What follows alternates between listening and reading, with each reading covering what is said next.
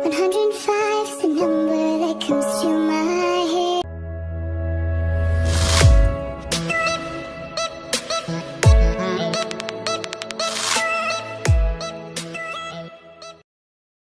Chika update. Shaina Magdayaw and Piolo Pascual ikinasal na. Paalala lang po, ang video na ito ay base lamang sa nakalap na impormasyon at nag-viral na rin sa iba't ibang platform, maging sa social media at Instagram. True kaya ang chika na kasal na raw si Shaina Magdayaw sa boyfriend na si Piolo Pascual? Naging usap-usapan kasi sa social media at nag-viral na nga sa iba't ibang platform, ang mga litrato ng long-time couple. Marami rin sa mga sumusuporta kay Shaina at Piolo ang nagtatanong kung totoo ba ang mga balita sa kanila.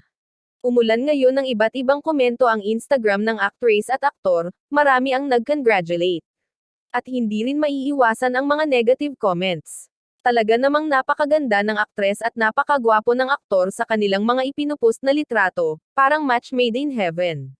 Wala na umanong makapipigil sa kanilang pagmamahalan. Noong 2020 lang inamin at isinapubliko ni Shaina at Piolo ang kanilang relasyon, kung saan nakalagay ang petsa at lugar ng kanilang pagde-date sa Palawan.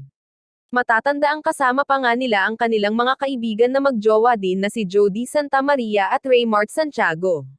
Eka nga, double date ang datingan. Ilang buwan bago ang pag-amin ni Piolo na hiwalay na sila ng kanyang ex-girlfriend na si Casey Concepcion.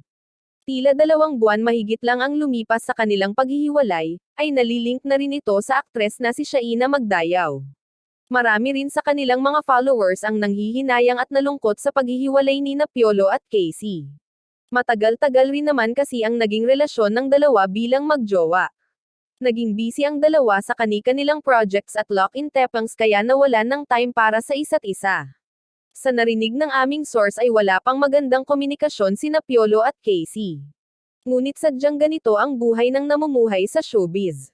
Ang iba pa nga ay ikinasal na. Naghihiwalay pa rin. Nitong February 2022, ilang araw rin bago umano ang kanilang engagement party, ay nagtrending ang dalawa matapos lumabas ang kanilang prenup photos. Naging mag-on ang dalawa nakalipas ang 2 taon at na-engage nitong February 15, 2022 lamang nang maisapubliko ang balita. Talagang napakabilis umano ng naging desisyon ng aktres at aktor na magpakasal. Hanggang ngayon ay wala pang kumpirmasyon ng aktres at aktor tungkol sa impormasyong ito. Ikaw, ano ang masasabi mo? Kung bago ka pa lang sa chika ko, please huwag mong kalimutan mag-like, mag-subscribe at i-click ang notification bell, para lagi kang updated sa susunod na mga chika ko.